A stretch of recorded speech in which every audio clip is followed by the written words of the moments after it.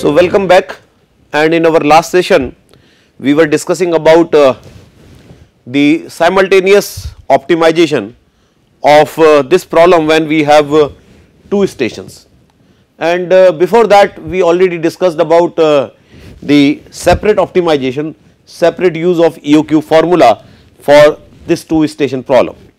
Now in case of a simultaneous optimization, we developed the expression of Q, and on the basis of that expression, when we had Q1 equals to NQ2 and we had the total cost, which is the sum of the cost, variable cost at installation 2 as well as installation 1, and this we discussed as D upon Q2 K2 plus D K1 upon NQ2, because Q1 is NQ2, plus we discussed about the holding cost, that is Q2 upon 2 H2 plus the holding cost of installation 1, that is N minus 1 Q2 by 2 H1. And now when we rearranged all these things, it became D by Q2 K2 plus K1 upon N, plus we took Q2 by 2 out of this expression, and then when we started rearranging the terms of H2 and N1 minus N minus 1 H1, we saw that it is coming NH1, and H1 we discussed is equal to E1, that is the echelon holding cost. So one term came as NE1, and then H2 minus H1, H2 minus H1 we discussed in the last session is equal to E2. So that is E2, this we got, and now this is our K2 plus K1 by N is the unit ordering cost, and NE1 plus E2 is our holding cost for average inventory in a supply chain environment. Particularly, you remember that now we are doing the simultaneous optimization. So this is the effect of supply chain environment we are trying to build into our inventory management models, and as a result, if I calculate Q2 star, that is the economic order quantity at stage 2, will be under root 2 this expression, that is the ordering cost K2 plus K1 upon N divided by this holding cost, that is NE1 plus E2.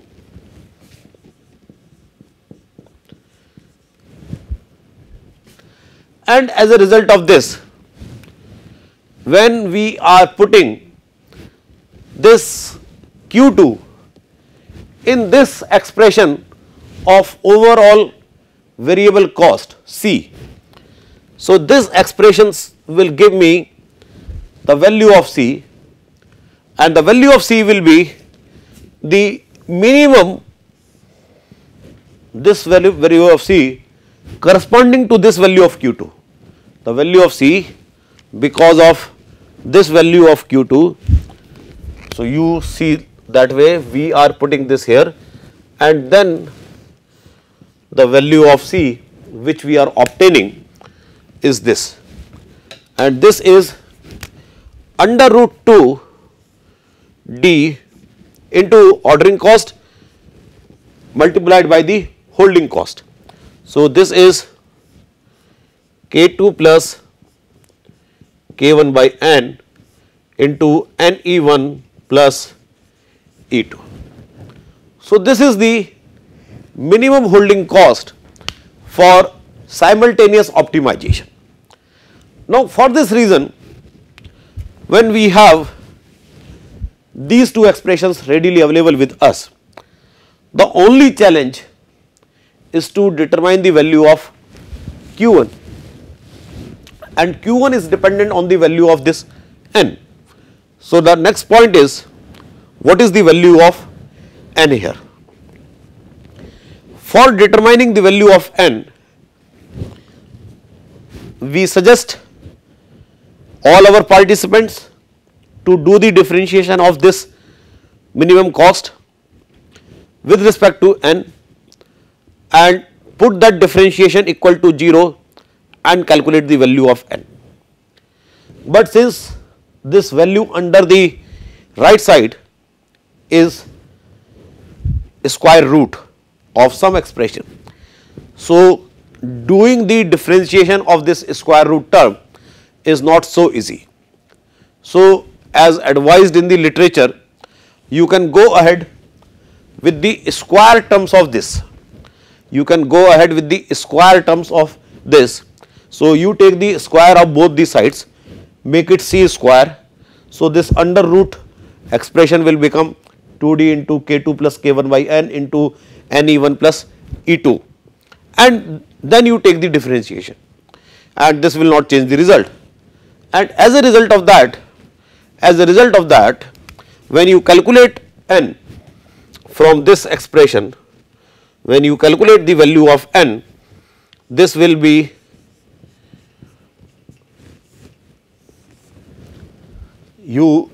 I request all participants to do this on their own, but I writing the expression directly, k1 upon k2 into e2 upon e1, k1 upon k2 into e2 upon e1, and now you can compare this value of n and the value of n we got earlier. In that case, the value of n was k1 upon k2. When we were doing the separate optimization, we were using the separate EOQ formulas. At that time, it was k1 upon k2 into h2 upon h1. So, from that holding cost of our stations, now we are moving into the echelon holding cost. We are moving into the echelon holding cost. E2 upon E1 is the echelon holding cost. So, this calculation of n takes the essence of that supply chain environment. When we are moving, the purpose which I am trying to say, that the movement of our calculation from these installation calculations to echelon calculations, the movement from installation calculations to echelon calculation is actually the capturing the effect of supply chain environment. When we are not considering about the echelons, it means we have not captured the supply chain environment into our discussion. So, with this we can calculate the values of n also. Here also, in this calculation of n, as in the previous calculation also, these values of n can be any fractional value, but we want integer values of n. And for that purpose, now let us see that how do we round off these fractional values of n. We discussed in the last session that if the value of n, this calculated value of n is less than 1, if it is less than 1, then you take it n equals to 1. But if it is more than that, then there is a process, and let me give you a brief of that, with the help of which we can take this discussion forward. So, now let us have some kind of numerical data with us, and with the help of that numerical data, we will try to see how do we use this whole discussion into practice and what type of benefit are we going to get with this simultaneous optimization. So, a small data we will like to discuss with you, and with the help of that small data we will see that how these models can be actually practiced. And for that purpose we have these two installations. and the cost of setup at these two installations are given to us. At installation 1, the ordering cost or the setup cost is 1000 rupees, and at installation 2 this cost is 100 rupees.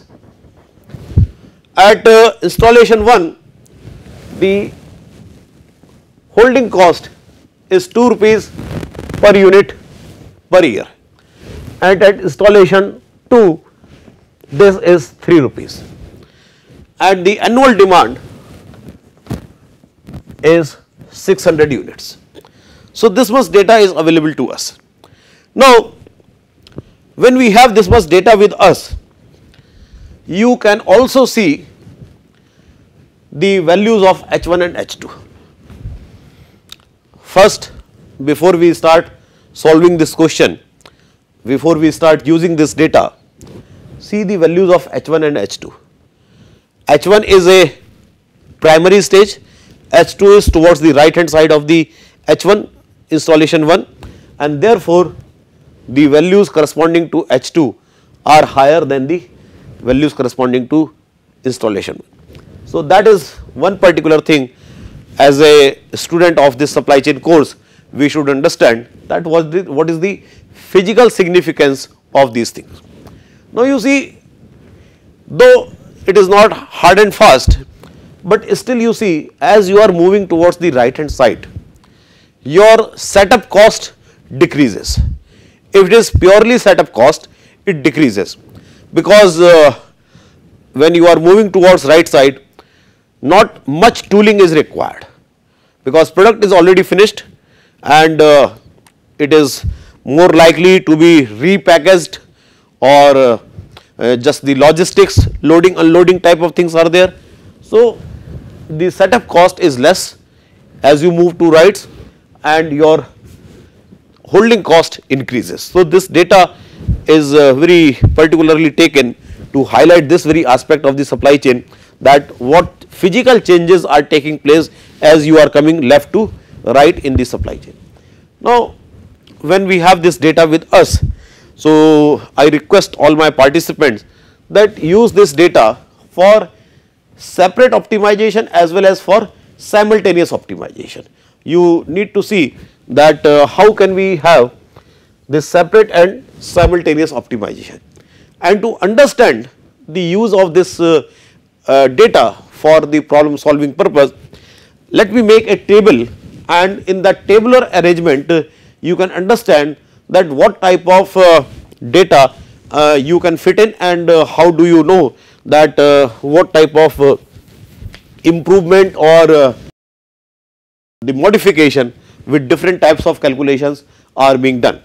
So this table can be made like this way, and you have direct comparison between separate and simultaneous. Now the first thing is, in both these models, how do we operate? How do we operate in both these models? The first thing is the calculation of Q2. That is the first thing. In both these cases, the first thing, the starting step is calculation of Q2. In the case of separate optimization, the calculation is pretty simple.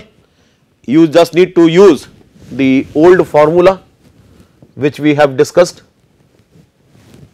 under root 2d K2 upon H2. So use this formula for getting your values of Q2 here, and use of these values will give you Q2 equals to 200, and then the formula involving the higher values of Q2, we will see that how do we use that will come here.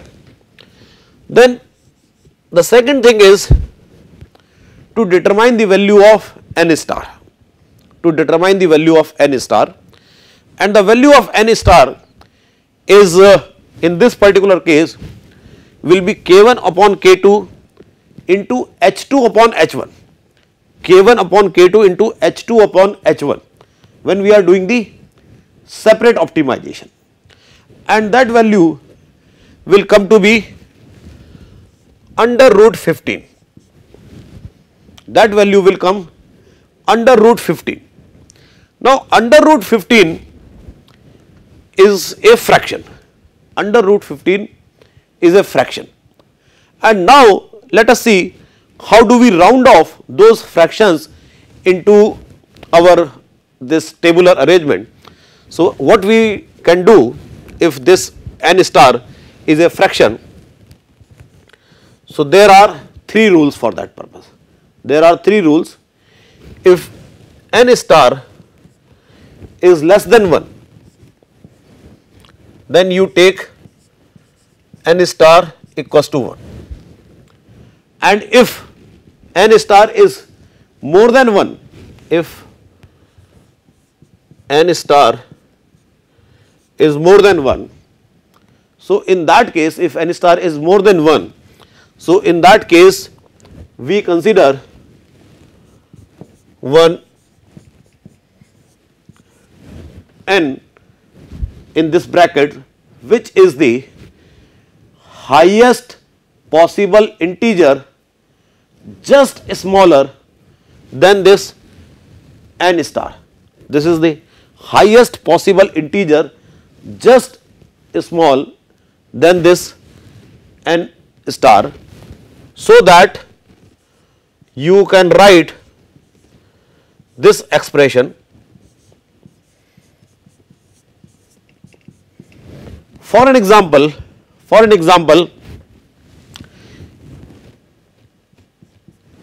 if this n star is 2.57, so this will be 2 and this will be 2 plus 1, 3. This is 2 and this will be 3. And now we will have this comparison, where you will take the ratios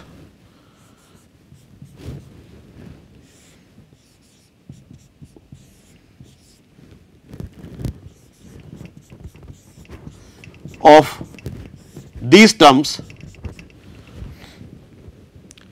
Now, if in this ratio left hand side term is less than or equal to right hand side term, in this ratio if left hand side term is less than or equal to right hand side term, your round off will be on the lower side. And in case of reverse, if left hand side, if it is this way, here in this case n equals to this, and otherwise n equals to n star bracket plus 1. So, by this way of rounding off, you can round off the available values of n star. Apply same in this particular case, so then you will find that round off value of n is coming to be 4. When you do this type of calculation, you will see that round off value of n is 4, and when round off value of n is 4, then you can determine the value of Q1. Q1 is NQ2, so it will come 800, 4 into 200, it will come 800. So, now in this separate optimization, you have calculated both these values Q1 and Q2, and as a result of Q1 and Q2, you can also calculate total cost of inventory. you can also calculate total cost of inventory C, and you can use our earlier expressions which we discussed in our last session of inventory management, that what will be my total cost of inventory. So that C can be calculated here. We can have the direct calculation which will tell us that this C will be 1950. The value of total cost of inventory in this particular case will be 1950. So this is for the separate optimization. Now when I want to do the simultaneous optimization, because calculation of Q2, you see here I have done in a very sequential manner. First I calculated Q2, I determined the value of n, and there is no relation of Q2 and n, and then with the help of the value of n I determined the Q1 and finally C. But now in the simultaneous optimization, you can recall just now that the calculation of Q2 involves the value of n. So here my first step, in this case will be this stage. Here it is the first and here it is first. So first I will determine the value of n star, and it will be K1 upon K2 into E2 upon E1. So what is E2 and what is E1? E2 will be the difference of, E2 is on the right hand side. So E2 is H2 minus H1, that is 3 minus 2, that is 1, and E1 is equals to H1, that is 2.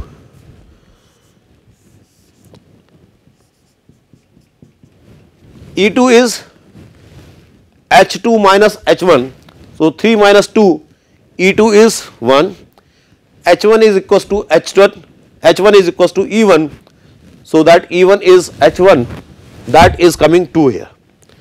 K1 is 1000 divided by K2, that is 100. So when you solve this, it becomes under root 5. So this is under root 5, and when you solve it under root 5 means when you round off under root 5, you will see that it will come to 2. You will see that this will come to 2, and when now this n equals to 2 will be used for determining the value of Q2. So now actually the calculation of Q2 in the second case is my third step. Calculation of Q2 in the second case is my third step, and when I use the formula for simultaneous optimization, the value of Q2 using this value of n will be 379. Value of Q2 using this expression is 379, and then again Q1 is equals to NQ2.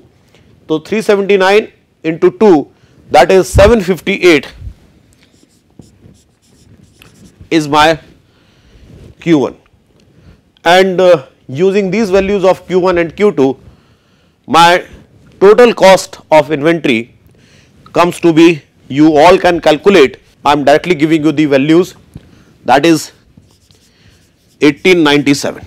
Now you can see, now this question is done, and now let us have some physical understanding, some interpretation of these data, because that is more important for managers to analyze the data properly.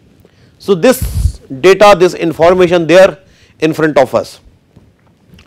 Now there are certain very revealing factors out of this solution.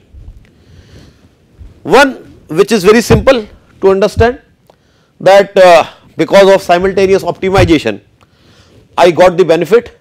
Here the cost was 1950, here the variable cost has reduced and it is 1897 only.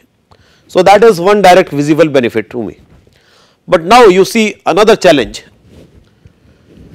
I am stage 1, I am stage 1 and as stage 1 I am the owner of entire supply chain.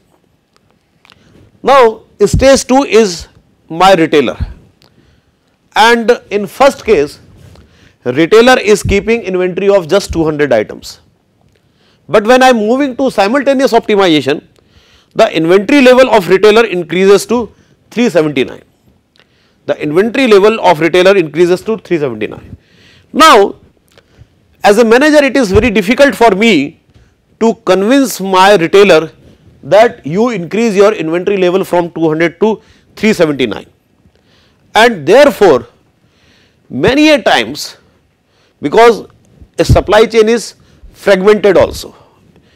On one side, in a supply chain we say that we all are connected, but we all are owners of a particular entity also. So it is a fragmented discussion also. So here you can see the retailer who is the end point in my supply chain. That retailer will say that I am not ready to stock 379 units. Earlier my stock was only 200 units. Why should I stock more? So developing this understanding in your entire supply chain that no, it is beneficial for all of us if you stock more, so the overall cost of inventory will be less, and when overall cost of inventory is less, it is going to help the entire supply chain to increase its surplus, because ultimately this total cost of inventory is reducing the profitability of the entire supply chain. So developing this idea requires lot of efforts. It is much difficult than what we are discussing in the class.